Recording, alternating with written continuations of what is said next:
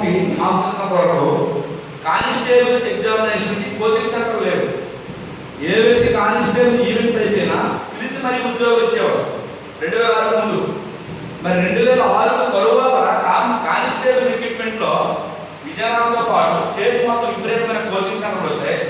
ఈరోజు కానిస్టేబుల్ ఎగ్జామినేషన్కి ప్రిపరేషన్ అనేది సివిల్ సర్వీస్ ఎగ్జామినేషన్ ప్రిపరేషన్ స్థాయిలో కొనం. 1992-93 civil service general studies paper ఏ విధంగా ఉండేదో అంతే కాన్ఫిడెన్స్ స్థాయిలో కానిస్టేబుల్ పేపర్ కూడా జరుగుతుంది. మరి కానిస్టేబుల్ ఎగ్జామినేషన్ అనేది ఒక క్వాలిఫికేషన్ ఇంటర్మీడియట్ మాత్రమే.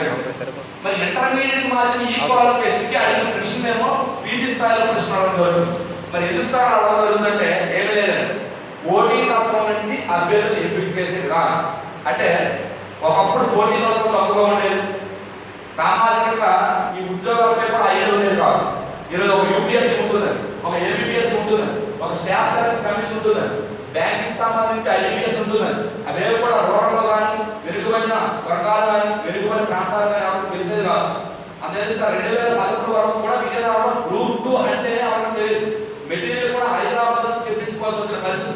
ఈరోజు సాధారణమైన మండల కేంద్రాల్లో జెరాక్స్ సెంటర్లో కూడా గ్రూప్ 2 స్థాయికి సంబంధించిన అన్ని పుస్తకాలు జెరాక్స్ లభ్యమవుతున్నాయి, గ్రూప్ 1 లభ్యమవుతున్నాయి, సివిల్ సర్వీస్ లభ్యమవుతున్నాయి. అంతేది సార్ మీ దగ్గర ఒక స్మార్ట్ ఫోన్ ఉన్నట్లయితే మీరు ప్రపంచాన్ని చుట్టూ వచ్చేవచ్చు, అందులో అన్ని దొరుకుతాయి. కాకపోతే మనం అది పెట్టట్లే పేరు వెళ్ళిపోవడం. సో ఒక స్మార్ట్ ఫోన్ ద్వారా మనం చదువుకోవచ్చు. ఈరోజు ఎన్నో ఆన్లైన్ ఎగ్జామ్స్ ఉంటాయి, ఎన్నో మెటీరియల్స్ ఉంటాయి, ఫ్రీగా సబ్స్క్రైబ్ చేసుకోవచ్చు అన్ని కూడా. సో ప్రపంచం ఉపగ్రహమైంది. సో పోటీతత్వం పెరిగింది. ఏం లేదండి, 2011 సంవత్సరంలో గ్రూప్ 4 ఎగ్జామినేషన్ నోటిఫికేషన్ ఇచ్చేస్తారు. 2011లో గ్రూప్ 4 ఎగ్జామ్ నోటిఫికేషన్ ఇస్తే గ్రూప్ 4 అంటే ఒక ఏబిపిఎస్సి రిక్రూట్మెంట్ చేసిన పబ్లిక్ సెక్టర్ 34 డిపార్ట్మెంట్లో క్లర్కులు గుమస్తా పోస్టే గ్రూప్ 4. ఆ గ్రూప్ 4 ఉద్యోగాలు 23 జిల్లాల నుంచి మన రాష్ట్రంలో 15 లక్షల అప్లికేషన్ ఇవ్వడం జరిగింది. ఉద్యోగాల సంఖ్య 1134. అవన్నీ పక్కన పెడితే 2014 బీఆర్ఓ ఎగ్జామినేషన్, 2014 బీఆర్ఓ ఎగ్జామినేషన్ లో విజయనగరం జిల్లా నుంచి 90 పోస్టులు తీశారు. 2012లో 34 పోస్టులు, 2012లో 34 పోస్టులు బీఆర్ఓ ఎగ్జామినేషన్. మరి 2012లో 34 బీఆర్ఓ ఎగ్జామినేషన్ కి అప్లికేషన్ 42,000. 2014లో బీఆర్ఓ ఎగ్జామినేషన్ 90 పోస్టులకి 58,000 అప్లికేషన్ ఇవ్వడం జరిగింది. అంటే 90 పోస్టులు ఎక్కడ, 58,000 అప్లికేషన్స్ ఎక్కడ, 34 పోస్టులు ఎక్కడ, 40,000 అప్లికేషన్లు ఎక్కడ. ఈ రోజు కానిస్టేబుల్ ఎగ్జామినేషన్ కానివ్వండి, గ్రూప్ 4 ఎగ్జామినేషన్ కానివ్వండి, గ్రూప్ 2 ఎగ్జామినేషన్ కానివ్వండి, ఉద్యోగాలు వందల సంఖ్యలో ఉంటున్నాయి, రాసిన అభ్యర్థులు లక్షల సంఖ్యలో ఉంటున్నారు, లక్షల సంఖ్యలో. మరి ఈ రోజు గ్రూప్ 2 982 ఉద్యోగాలు. ఈ 982 ఉద్యోగాలకి 6.5 లక్షల మంది అప్లికేషన్ పెట్టడం జరిగింది, డిగ్రీ గ్రాడ్యుయేట్స్. మరి 962 ఉద్యోగాలు కూడా మన అమెరికా రాష్ట్రంలో రాజ్యాంగ రాష్ట్రాలలో ఉద్యోగాలు ఇచ్చే పథకం మనకు లేదు. రిజర్వేషన్ పథకం ఉంది, రోస్టర్ పథకం ఉంది. రిజర్వేషన్ పథకం అనగానే 952లో 33% మహిళా రిజర్వేషన్, 49% వరకు కూడా కమ్యూనిటీ రిజర్వేషన్, కుల సంఘాల లేదా కులాల రిజర్వేషన్, ఇవన్నీ రిజర్వేషన్. మరి 3% వికలాంగుల రిజర్వేషన్, ఇవన్నీ తీసిగా ఓపెన్. మరి ఓపెన్ లో 952 పోస్టులు అంటే ఓపెన్ లో వచ్చే ఏదో తెలుసా, ఓపెన్ లో వచ్చాయి 300 కూడా ఉండవు. అంటే సుమారుగా 300 ఉద్యోగాలు మాత్రమే ఓపెన్ వస్తాయి. మరి ఇందులో మరి రోస్టర్ విధానం అంటే ఏంటంటే ST, SC, BCA, BCB, CBE, ఇది రోస్టర్. ఈ ఎస్టీలో ఉమెన్, జెంట్, జనరల్, ఎస్సీలో ఉమెన్, జెంట్, జనరల్, బీసీఏలో ఉమెన్, జెంట్, జనరల్, ఈ కేటగిరీ. మరి పోస్ట్ కేటగిరీ ఇచ్చేటప్పుడు ఇందులో ఎన్నైతే పోస్టులు ఉన్నాయో అన్నిటికీ మనం ఎదుగులు. సపోజ్ బీసీడీ అభ్యర్థి ఉన్నాడు అనుకోండి, ఉమెన్ కి 10 పోస్టులు ఉన్నాయి, జెంట్ కి 2 పోస్టులు ఉన్నాయి, జనరల్ కి 2 పోస్టులు ఉన్నాయి. అంటే నువ్వు ఎదుగులు ఏ పోస్టులు ఇవన్నీ సంబంధం లేదు సార్, అర్థమవుతుంది. సో ఈ విధంగా మనం ఈ రోస్టర్ పద్ధతిని ఎన్నుకోవాలి. ఈ రోస్టర్ పద్ధతి మరియు కమ్యూనిటీ మరియు మహిళా రిజర్వేషన్ ఇవన్నీ దాటుకొని మన ర్యాంకింగ్ లో మనం ముందులో ఉండాలి. అంటే ఈరోజు యాక్చువల్గా చెప్పాలంటే ఒక ప్రభుత్వ ఉద్యోగాన్ని సాధించడం కంటే ఒలింపిక్స్ లో గోల్డ్ మెడల్ కొట్టడం అనేది ఈజీ. సో ఈ రోజు ఒలింపిక్స్ లో 100 మంది క్రీడాకారులు పరిగెడతారు, ఇక్కడ లక్షల మంది అభ్యర్థులు పరిగెడుతూ ఉన్నారు. మరి వీళ్ళందరినీ కూడా మీరు చేయాలి. వీళ్ళందరినీ చేసి ఈ రాష్ట్ర పార్టీ రిజర్వేషన్ అధిగమించి మీరు ఉద్యోగాలు సాధించుకోవాలి. ఏమైనా సార్ 90 ఉద్యోగాలు బీఆర్ఓ ఎగ్జామినేషన్ ఇస్తే ఓపెన్ లో వచ్చిన 17 మాత్రమే. మరి అంటే ఒక బీసీడీ అభ్యర్థికి ఒక 2 పోస్టులు ఉన్నా 19 అంటే టాప్ 90 58 వేల మంది ఉద్యోగాలకి అప్లై చేస్తే నీకు టాప్ 80 లేదా టాప్ 90 లో పోస్ట్ ఉంటే ఒక బీసీడీ అభ్యర్థికి ఉద్యోగం వస్తుంది. అంటే ఎంత కష్టం. సో అందువల్ల ఏంటంటే ఈ రోజు ఉన్న కాంపిటీషన్ అనేది చాలా ఎక్కువ. అయితే ఒక విషయం, మరి ఈ ఉద్యోగాన్ని మీరు సాధించలేరా? సో ఫస్ట్ ఆఫ్ ఆల్ మీరు ఒక ప్రశ్న అడుగుతున్నా చెప్పండి సార్. మీలో ఇక్కడికి వచ్చిన ఎంతమంది ఆత్మవిశ్వాసంతో నేను ఖచ్చితంగా ఈ సంవత్సరం జరిగే ఈ పంచాయతీ సెక్రటరీ కానీ, ఈ గ్రూప్ 2 కానీ, లేదా త్వరలో రాబోయే విఆర్ఓ కానీ ఏదో ఒక కాంపిటేటివ్ ఎగ్జామినేషన్ లో ఉద్యోగం ఖచ్చితంగా కొట్టి తీరుతాను అనే ఆత్మవిశ్వాసం మీలో ఎంతమంది పడు? Please raise your hands. Please raise your hands. 1 2 3 4 5 6. ఒక very good, nice. First of all confident అవసరం, సెల్ఫ్ కాన్ఫిడెంట్. ఓవర్ కాన్ఫిడెంట్ అనేది మంచిది కాదు, బట్ సెల్ఫ్ కాన్ఫిడెంట్. అంటే సెల్ఫ్ కాన్ఫిడెంట్ ఉన్న అభ్యర్థి ఏ విధంగా ఆలోచిస్తారంటే కష్టపడుతూ ఆశిస్తాం. ఓవర్ కాన్ఫిడెంట్ ఉన్న అభ్యర్థి కష్టపడు ఆశిస్తాం.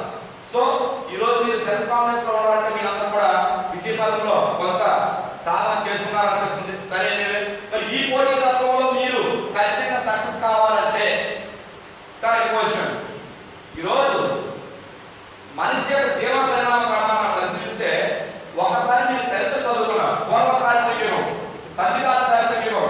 మనిషి ఒక మానవుడు, ఒక ఆదిమ జాతి, ఒక మృగం, ఒక జంతువు. సార్ పూర్వ చారిత్రక యుగంలో మరి మనిషి ఏం చేసేది ఎవరికి తెలియదు. ఒక జంతువులా అడవులో ఉండేవాడు, ఒంటిపై వస్త్రాలు ఉండేవి కాదు, పచ్చి మాంసం తినేవాడు. చదువుకున్న చరిత్రలో పచ్చి మాంసం తినేవాడు. మధ్యశిలా యుగంలో నిప్పు కలిగిన తర్వాత కాల్చిన మాంసం తినడం నేర్చుకున్నాడు మనిషి. నవీన శిలా యుగంలో చక్రం కలిగిన తర్వాత ఆ తర్వాత సాంప్రదాయ విధానాలు, వ్యవసాయాన్ని స్వతహా చేసుకోవడం, ఇల్లు కట్టుకోవడం, సాంఘిక జీవనాన్ని అవలంబించుకున్నాడు మనిషి. ఆ తర్వాత మనిషి యొక్క జీవన పరిణామంలో ప్రతి దాన్ని సాధిస్తూ ఈ రోజు ఇక్కడ వచ్చాడు మనిషి. ఈ రోజు మనిషి యొక్క టెక్నాలజీ మనం పరిశీలిస్తే దేవుడు కూడా లేని టెక్నాలజీ మనిషి. మనం ఆ కాలంలో దేవుళ్ళే విమానాల్లో వెళ్ళేవారు. ఈ రోజు మనిషి సొంతంగా విమానాన్ని కొనుక్కోవడం జరుగుతుంది. అయితే ఈ రోజు విషయం మనం పరిశీలిస్తే ఏమీ లేదు సార్. ఒక మనిషి సాధించలేని అంటూ ఏమీ లేదు. ఆకులు తింటున్న మనిషి, మృగం వాడుతున్న మనిషి, వస్త్రాలు లేని మనిషి ఈ రోజు అంతరిక్షంలో ఇల్లు కట్టుకోవడానికి, చంద్రమండలంపై ఇల్లు కట్టుకోవడానికి, అంటార్కటికాపై ఇల్లు కట్టుకోవడానికి ఈ రోజు ఎంత టెక్నాలజీ ఉపయోగిస్తున్నాడంటే ఎక్కడి నుంచి? ఇది మనిషి విజ్ఞానం. అంటే ఏ ఒక్క మనిషి సాధించలేనట్టు ఏమీ లేదు. ఏ ఒక్క మనిషి సాధించలేనట్టు ఏమీ లేదు. ఏ సార్ అంతరిక్షంలో ఇల్లు కట్టుకోవాలని ఒక ఆలోచించడం 24 సంవత్సరాల తరువాత ఒకసారి మన ప్రపంచం యొక్క దృష్టిని మనం ఒకసారి చూస్తే అమెరికా దేశంలో బానిసత్వం, నల్లజాతి వివక్ష, నల్లజాతి అంటే పడని పరిస్థితి 1964లో మార్టిన్ లూథర్ కింగ్ అనే ఒక వ్యక్తి పోరాటం చేస్తూ నల్లజాతి వ్యవస్థను ఇప్పటికీ నల్లజాతి వ్యవస్థ. అటువంటి నల్లజాతి వ్యవస్థ ఉన్న దేశంలో ఒక పేద కుటుంబం నుంచి వచ్చిన ఒక వ్యక్తి ప్రపంచాన్ని శాసించే అధ్యక్ష పీఠానికి, ఈ రోజు ప్రపంచం ఏ అధ్యక్ష పీఠానికి చెప్తే కట్టగలదు అధ్యక్ష పీఠానికి ఒక నల్ల జాతి అధ్యక్ష అయినది లేదు. ఒక ఛాయవాల భారతదేశాన్ని పరిపాలిస్తున్నది లేదు.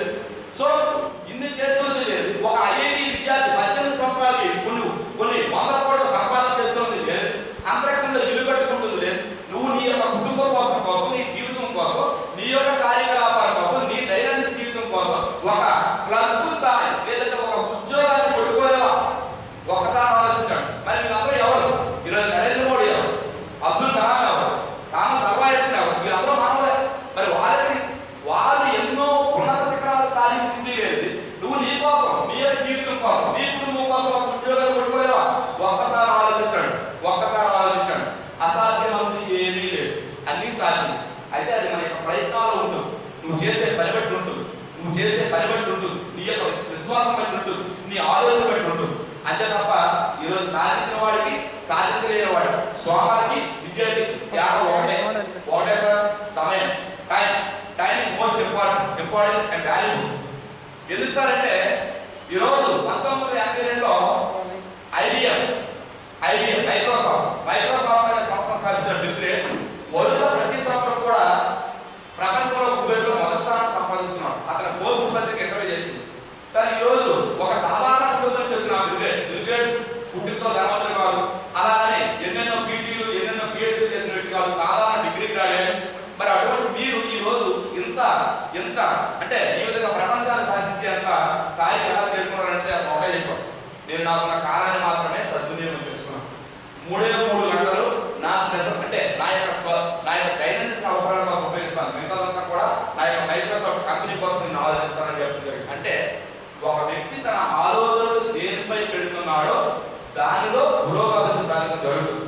మీరు అదే కాదు థామస్ ఆల్వా ఎడిసన్, అదేవిధంగా మరి థామస్ ఆల్వా ఎడిసన్ కోసం మనం పరిశీలిస్తే అతను కూడా ఈరోజు ప్రఖ్యాత సైంటిస్ట్ కానివ్వండి, ప్రఖ్యాత వ్యాపార